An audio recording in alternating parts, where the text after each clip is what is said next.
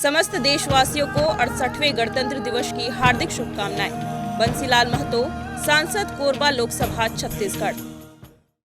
समस्त देशवासियों को 68वें गणतंत्र दिवस की हार्दिक शुभकामनाएं। चरणदास महंत, पूर्व केंद्रीय राज्य मंत्री, भारत सरकार। समस्त देशवासियों को 68वें गणतंत्र दिवस की हार्दिक शुभकामनाएं। जय सिंह अग्रवाल, विधायक, कोरबा विधानसभा छत्तीसगढ़।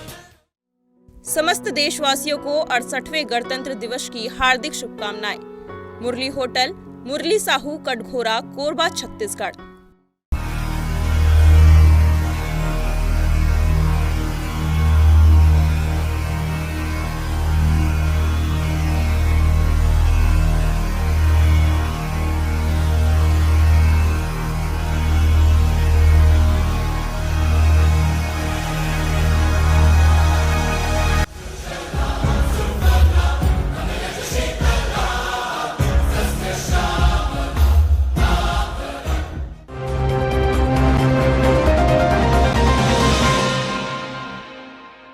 नमस्कार, स्वागत है आपका INI न्यूज में। आपके साथ मैं हूं प्रीति सिंह। बुलेटिन की शुरुआत करते हैं हेडलाइंस से। 12 अमेरिकी दल शामिल हुए खजुराहो के 68वें गणतंत्र दिवस के समारोह में। उत्तर प्रदेश के मुजफ्फरनगर में फिर चली गोली, एक शख्स गंभीर रूप से घायल। जशपुर में आबकारी विभाग द्वारा नहीं किया गया ध्वजारोहण। नशे की हालत में ध्वजारोहण करते डॉक्टर को पुलिस ने किया गिरफ्तार। उत्तर प्रदेश में ट्रैक्टर पलटने से 2 लोगों की मौत। अब खबरें विस्तार से। गणतंत्र दिवस को एक ओर जहां भारत का हर नागरिक हर्षोल्लास के साथ मनाता है, वहीं दूसरी ओर पत्थलगांव में आबकारी विभाग के द्वारा झंडा नहीं फहराया गया। दिलचस्प बात यह है कि यहां आबकारी विभाग के 2 कार्यालय होने के बाद भी यहां ध्वजारोहण नहीं हुआ, जबकि दोनों कार्यालय के बगल में स्टेट बैंक और BRCC कार्यालय है, जहां ध्वजारोहण हुआ है। लेकिन इसे देखते हुए भी कोई भी विभाग का अधिकारी नहीं जागा और पूरे पत्थलगांव में मात्र आबकारी विभाग का कार्यालय ही इस गणतंत्र दिवस की बेला पर सूना रहा, जो घोर विडंबना है। इस मामले के मीडिया द्वारा सामने लाए जाने के बाद राजनीतिक दलों ने इसका कड़ा विरोध किया है। प्रदेश कांग्रेस सचिव ने इसे बेहद दुर्भाग्यपूर्ण बताते हुए इस पर कार्रवाई की मांग की है। वहीं नगर पंचायत उपाध्यक्ष ने भी इस मामले की कड़ी निंदा की है। उन्होंने भी तीखी प्रतिक्रिया व्यक्त की है। अब देखना होगा कि एक ओर जहां देश में तिरंगा फहराने की स्वतंत्रता मिलने के बाद हर देशवासी झंडा फहराने में रुचि दिखा रहे हैं, वहीं शासकीय ऑफिस में झंडा न फहरना जैसे मामलों में क्या कार्रवाई हो पाती है। बहुत बड़ा विडंबना है कि हमारे आबकारी विभाग द्वारा झंडा नहीं फहराया गया। ये तो हमारे अपमान के ही लोग राष्ट्रीय त्यौहार का 2 कार्यालय है, उसके बाद भी झंडा ना फहराना घोर लापरवाही है। और जितने भी इनके अधिकारियों हैं उनके ऊपर त्वरित कार्रवाई और बहुत ही ठोस कार्रवाई होनी चाहिए।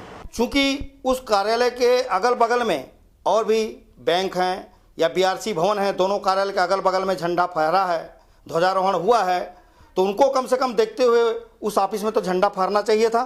हम इस कार्य की पुरजोर निंदा करते हैं और ये भी चाहते हैं कि जो अधिकारी जो झंडा नहीं फहराए हैं उनके ऊपर कड़ी से कड़ी कार्रवाई की जाए। Anamika Soni, INI news, Jashpur. झारखंड सरकार द्वारा गर्भवती महिलाओं को दवाई दिया जाता है ताकि जच्चा बच्चा दोनों स्वस्थ रहे, लेकिन जब यही दवाई नाली में गिरा हुआ मिले और केंद्रों द्वारा बांटा नहीं जाए तो लापरवाही किसकी है और जवाबदेही किसकी? अक्सर इस तरह के खेल में बड़े जवाबदेही देने वाले निकल जाते हैं और फंस जाते हैं छोटे कर्मचारी। क्या बोकारो के चास के मामले में भी यही होने जा रहा है? बोकारो जिले में इन दिनों गर्भवती महिलाओं को बांटने के लिए सरकार जो दवाई सिविल सर्जन के द्वारा आंगनबाड़ी केंद्रों को भेजती है, वो दवाई ना तो आंगनबाड़ी में पहुंच रही है और ना ही गर्भवती महिलाओं को मिल रही है। ये दवाई अब रोड और नालियों में पड़े हुए दिखाई दे रहा है। और ऐसा ही नज़ारा देखने को मिला चौस ब्लॉक के पास, जहां सैकड़ों दवाई के पत्ते गिरे हुए मिले। कुछ को जला दिया गया था तो कुछ बाकी बचे हुए थे। ऐसे में सोचा जा सकता है कि सरकार की योजनाओं को अमली जामा पहनाने के लिए अधिकारी किस तरह से नाकाम हो रहे हैं। ऐसे में स्थानीय लोग इसे CDPO की लापरवाही मान रहे हैं, क्योंकि उनके देखरेख में ही दवाइयों को वितरण किया जाता है। यहाँ आम जनता को देने के लिए जो सरकार देती है दवा आंगनबाड़ी के द्वारा सीडीपीओ को बांटने के लिए गर्भवती महिला के लिए जो दवा आया है विटामिन का, उसको वो आंगनबाड़ी में नहीं वितरण करके कमीशन लेके खरीद लेते हैं और देख लीजिए कि वो जो है सो सारी दवा फेंक दिए हैं और जला दिए। वही नहीं, सिलेट बच्चे को पढ़ने के लिए आता है, थाक का थाक सिलेट जो है सो लेटरिन का ये ड्रेन में फेंका हुआ है।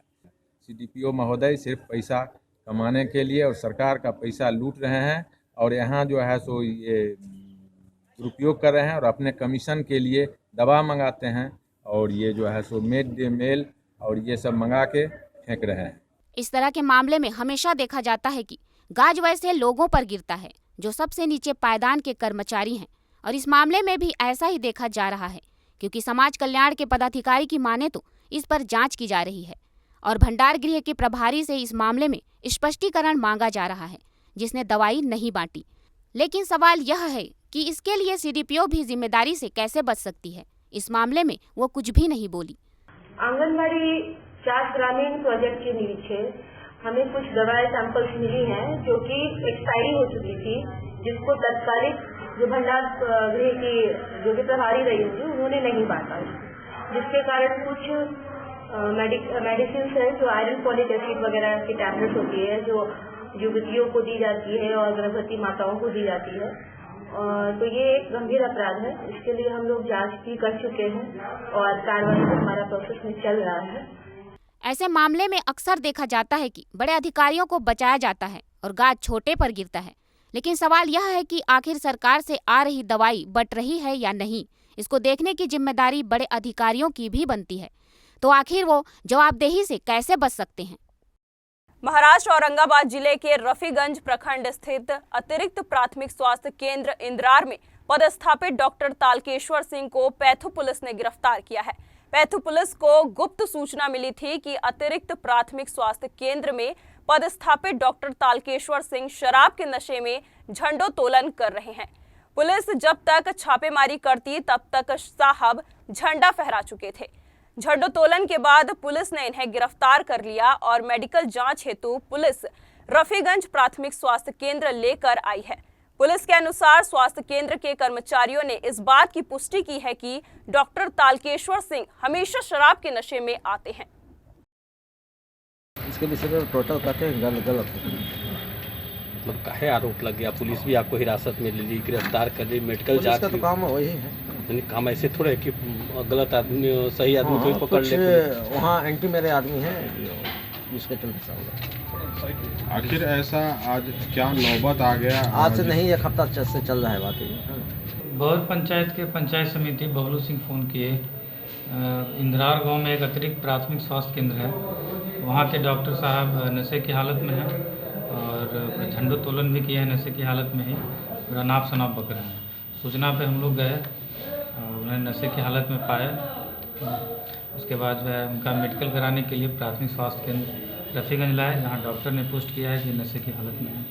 प्राथमिकी दर्ज कर न्यायिक हिरासत। राजस्थान के धौलपुर जिले के बसेड़ी उपखंड के रतनपुर गांव में 2 अवैध विद्युत ट्रांसफार्मर रखे होने की सूचना पर कार्रवाई करने के लिए विद्युत निगम के कनिष्ठ अभियंता और विजिलेंस के सहायक अभियंता मय कर्मचारी और पुलिस बल को साथ लेकर गांव पहुंचे।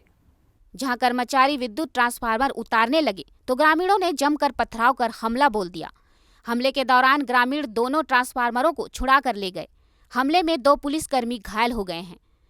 JVVNL के सहायक अभियंता निर्वहन सिंह बसेड़ी गांव के 25 लोगों के खिलाफ मुकदमा दर्ज करवाया है। बसेड़ी थाना पुलिस ने मामला दर्ज कर जांच शुरू कर दी है। एक ट्रांसफार्मर तो हमने वहाँ से उतार लिया था, फिर गांव वाले इकट्ठे हो गए, सब लोगों ने इकट्ठे हो गए वहाँ पे पथराव करना स्टार्ट कर दिया और वो ट्रांसफार्मर जो उतारा था वो भी वापस कर लिया और आगे उन्हें उतारने दिया।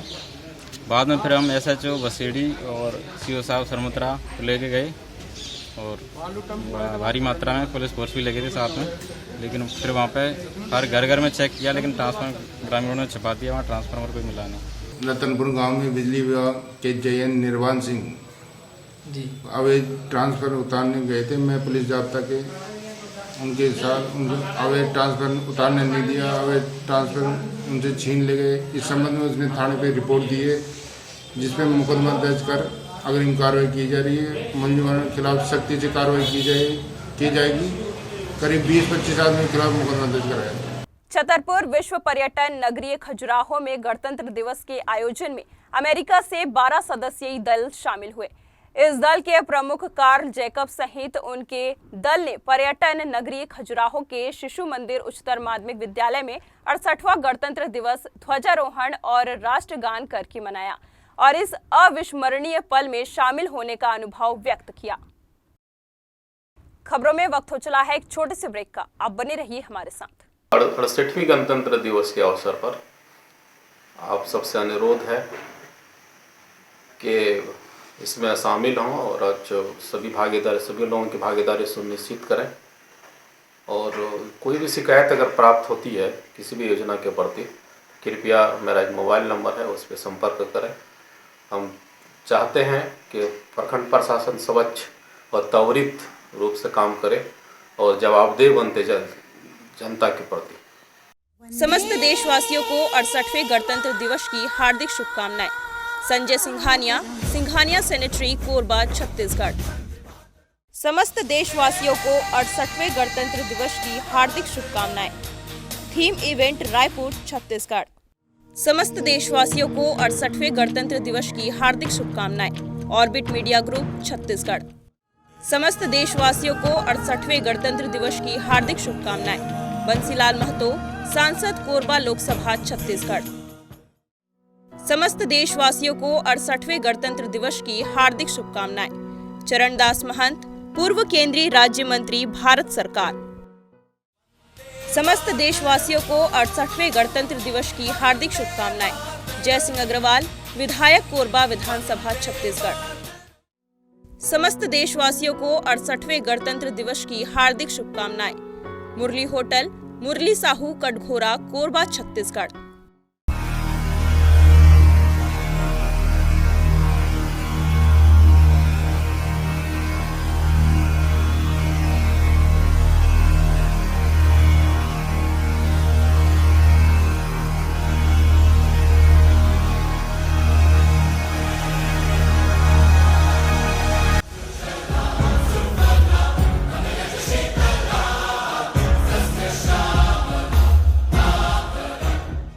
ब्रेक के बाद आपका स्वागत है।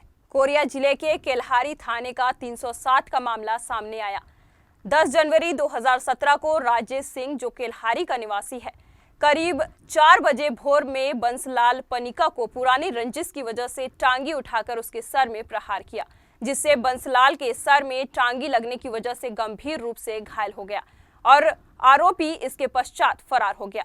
25 जनवरी 2017 को पुलिस के द्वारा आरोपी राजेश सिंह को उसके घर से केल्हारी थाना प्रभारी ममता केरकेट्टा, आरक्षक दीपक मिंज, कांस्टेबल राकेश शर्मा और मुंशी जी समस्त स्टाफ के द्वारा आरोपी राजेश सिंह को जिस टांगी से वार किया था उसी टांगी सहित गिरफ्तार किया गया और थाने लाकर आरोपी को धारा 294, 506, 323 और 307 के तहत आरोपी को जेल भेज दिया गया।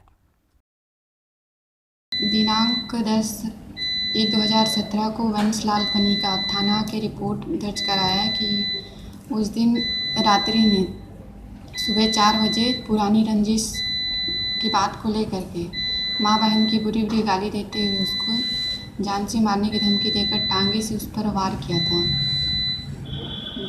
जानलेवा हमला किया था, इसलिए इसको गिरफ्तार किए हैं। 294, 506, 323, 307 आईपीसी लगी। सदर थाना क्षेत्र के जुरिया चुन्नी टोली में गुरुवार की देर रात 2 अज्ञात आरोपियों ने एक वृद्ध महिला को गोली मार दी। गंभीर रूप से घायल वृद्धा को इलाज के लिए सदर अस्पताल लाया गया, जहां से बेहतर इलाज के लिए सिम्स रेफर कर दिया गया। घटना का कारण जमीन विवाद से जोड़कर देखा जा रहा है। मामले की जानकारी मिलने के बाद सदर थाना पुलिस पूरे मामले की पड़ताल में जुट गई है। वृद्धा घर में अकेली थी। इसी दौरान घर में पहुंचे 2 आरोपियों ने वृद्धा को गोली मार दी। वृद्धा द्वारा शोर मचाने पर आसपास के लोग जमा हो गए। अंधेरे का फायदा उठाकर अपराधी फरार हो गया। मुजफ्फरनगर में आज बाइक सवार अज्ञात बदमाशों ने मुजफ्फरनगर के थाना मीरापुर क्षेत्र के गांव नगला खेप्पड़ निवासी शोभा राम आर्य को गोली मारकर घायल कर दिया। शोभाराम स्कूल से अपने घर लौट रहा था। घायल हुए शोभाराम को जिला हॉस्पिटल लाया गया, जहां चिकित्सकों ने गंभीर हालत को देखते हुए मेरठ रेफर कर दिया। दरअसल मामला है मुजफ्फरनगर के मीरापुर थाना क्षेत्र के गांव नंगला खेप्पड़ का, जहां आज देर शाम बाइक सवार अज्ञात हमलावरों ने उस समय इलाके के शोभाराम पर फायरिंग कर घायल कर दिया। शोभाराम स्कूल से अपने घर लौट रहे थे। घटना की सूचना पर पहुंची पुलिस लहूलुहान हालत में घायल को जिला हॉस्पिटल लेकर पहुंची, जहां डॉक्टर ने घायल की स्थिति को गंभीर मानते हुए मेरठ मेडिकल के लिए रिफर कर दिया। आपको बता दें कि 3 वर्ष पहले घायल शोभाराम के बेटे फौजी ओमवीर सिंह की अज्ञात हमलावरों ने ताबड़तोड़ फायरिंग कर मौत के घाट उतार दिया था, जिसमें कुछ समय बाद पुलिस ने एक आरोपी को गिरफ्तार कर जेल भेज दिया था। घायल शोभाराम अपने बेटे की हत्या के मामले में गवाह था। आज बब्बा जी आ रहे थे तो उन्होंने बब्बा जी को गोली मारी बाइक पे थे हुए। बब्बा जी गिर गए। उन्होंने जो कोई बता रहा है ऐसे भी हाथ खड़े करे कि भाई गोली मत चलाओ, गोली मत चलाओ। गोली मारी उन्होंने। 2 बाइक पे थे हुए, एक बाइक स्टार्ट नहीं हुई, फिर एक पे चारों बैठ के चले गए। ये आज मीरापुर थाना क्षेत्र में नगला खेप्पड़ गाँव है। यहाँ शोभाराम जी थे, वो स्कूल से जब आ रहे थे तो रास्ते में 4 व्यक्तियों ने उन्हें गोली मार दी है और घायल अवस्था में उनको तत्काल मेरठ रेफर कर दिया गया। उनका इलाज चल रहा है और जो भी तहरीर दी जाएगी। हाँ, मौके पर जो बदमाश थे वो एक बाइक जो स्टार्ट नहीं हो पाई थी शायद, वो वहीं पड़ी है। उसके आधार पर हम लोग कार्रवाई कर रहे हैं, छानबीन कर रहे हैं और जो भी चीज़ें तथ्य प्रकाश में आएगी उसके आधार पर विधिक कार्रवाई की जाएगी। रोहतास चेनारी गुप्ता धाम रोड पर माल लदा एक ट्रैक्टर पलटने से उस पर सवार एक महिला समेत 2 की मौत हो गई। मृतक चेनारी के सावित्री देवी और छोटन राम बताए गए। चेनारी थाना क्षेत्र में घटी इस घटना के बाद अफरा तफरी मच गई। पुलिस ने सूचना पर पहुंच शव को सासाराम अस्पताल में पोस्टमार्टम करा परिजनों को सौंप दिया। बताया गया कि उक्त वाहन पर मृतक सावित्री देवी अपने दुकान की सामान लेकर जा रही थी। उसी वाहन पर एक मजदूर छोटन राम भी सवार था। इसी दरमियान कोरहा पहाड़ी के पास उक्त वाहन पलट गया और वहीं पर दोनों की मौत हो गई। बिहार के समस्तीपुर में अपराधियों द्वारा व्यवसायी 2 सगे भाई की गोली मारने के बाद पटना में इलाज के दौरान एक की मौत हो गई।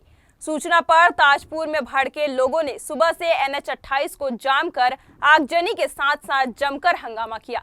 आक्रोशित लोगों ने वार्ता के लिए पहुंचे पुलिस को भी खदेड़ दिया और दुकानदार हत्या के विरोध में अपनी अपनी दुकानें बंद कर दी। उग्र लोगों के द्वारा NH 28 को जाम करने पर समस्तीपुर सदर SDO DSP हंगामा करते लोगों को सड़क से हटने का आग्रह किया, लेकिन हजारों की संख्या में लोग 1 करोड़ मुआवजे और थाना प्रभारी को हटाने की मांग पर अड़े रहे।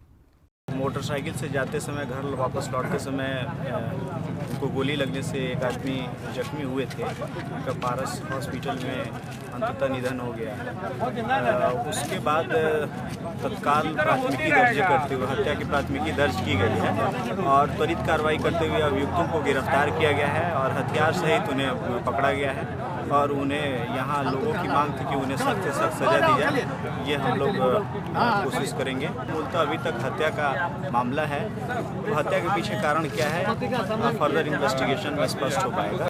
उत्तर प्रदेश शाहजहांपुर के कांग्रेस पार्टी में ऊंचा कद रखने वाले कांग्रेस सरकार में 2 बार केंद्रीय मंत्री रहे जितिन प्रसाद ने सपा कांग्रेस के गठबंधन में शाहजहांपुर जनपद को मिली एक सीट से तिलहर विधानसभा से आज अपना नामांकन कराया।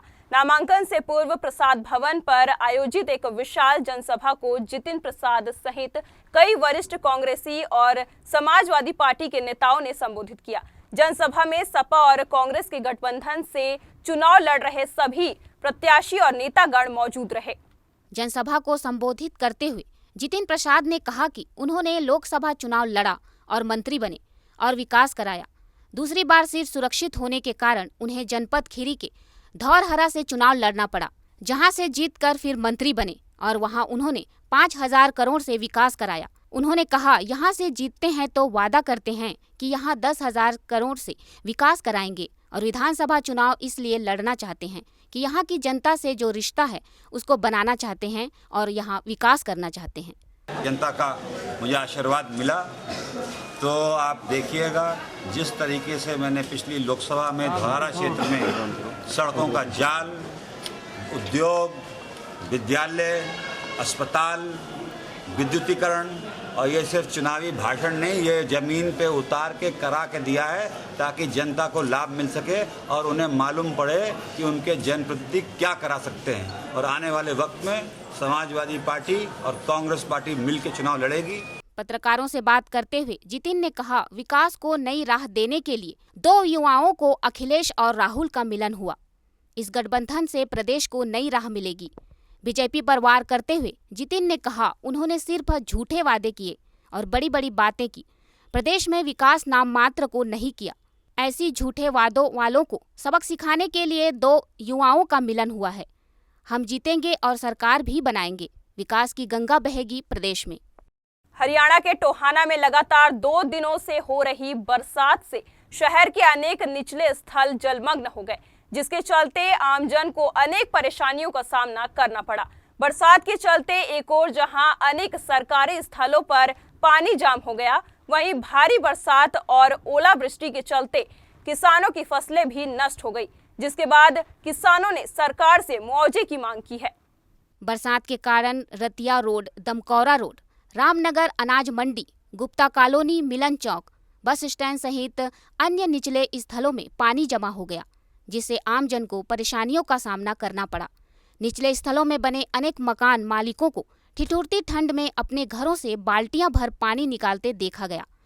डांगरा रोड स्थित सामान्य बस स्टैंड रोड से लगभग 4 फुट नीचा होने के कारण परिसर में पानी जमा हो गया, जिससे जहां यात्रियों को अनेक परेशानियों का सामना करना पड़ा, वहीं बसें भी पानी में से होकर परिसर में खड़ी दिखाई दी। बसों में सवार होकर अपने गंतव्य की ओर जाने वाले यात्रियों को पानी से गुजरकर जाते हुए दिखाई दिया गया। वहीं बरसात व ओलावृष्टि ने किसानों की फसलों को तबाह कर दिया है। भारी बारिश के कारण हमारी फसलों में बहुत ज़्यादा नुकसान हुआ है। हम सरकार से गुजारिश करते हैं कि हमें उचित मुआवजा दिया जाए। हमारी फसलों में बहुत ज़्यादा नुकसान हुआ है। हम सरकार से प्रार्थना करते हैं कि हमें उचित मुआवजा दिया जाए। आज अवंतीपुरा के जेके बैंक में कुछ अज्ञात लुटेरे लूट के इरादे से रात को बैंक में घुसे, पर बैंक में लगे अलार्म ने उनके इरादे पर पानी डाल दिया और चोरों को भागने के लिए मजबूर कर दिया। पुलिस जब मौके पर पहुंची तब चोर वहां से भाग चुके थे। पुलिस ने अज्ञात लोगों के खिलाफ मामला दर्ज कर तलाश जारी कर दी है।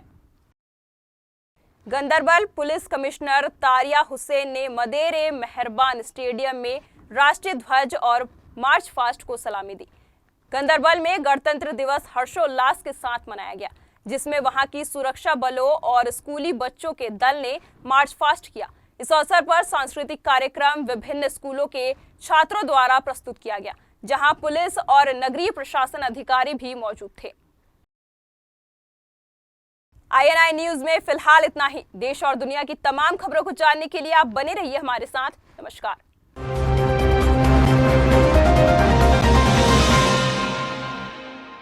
अड़सठवीं गणतंत्र दिवस के अवसर पर आप सबसे अनुरोध है कि इसमें शामिल हों और आज सभी लोगों की भागीदारी सुनिश्चित करें। और कोई भी शिकायत अगर प्राप्त होती है किसी भी योजना के प्रति, कृपया मेरा एक मोबाइल नंबर है, उस पर संपर्क करें। हम चाहते हैं कि प्रखंड प्रशासन स्वच्छ और त्वरित रूप से काम करे और जवाबदेह बनते जनता के प्रति। समस्त देशवासियों को 68वें गणतंत्र दिवस की हार्दिक शुभकामनाएं। संजय सिंघानिया सेनेटरी, कोरबा, छत्तीसगढ़। समस्त देशवासियों को 68वें गणतंत्र दिवस की हार्दिक शुभकामनाएं। Theme event, Raipur, Chhattisgarh. समस्त देशवासियों को 68वें गणतंत्र दिवस की हार्दिक शुभकामनाएं। Orbit media group, Chhattisgarh.